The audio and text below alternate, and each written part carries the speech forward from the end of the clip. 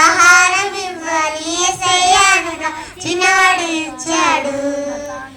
5 రొట్టెలు 2 చిన్న చేపలు చిన్నవాడు తెచ్చాడు. తన ప్రజలకు ఆహారం ఇవ్వని యేసయ్యనగా చిన్నవాడు ఇచ్చాడు. దాచుకోవద్దు, దాటు విలవద్దు, దయతో ఉండాలి.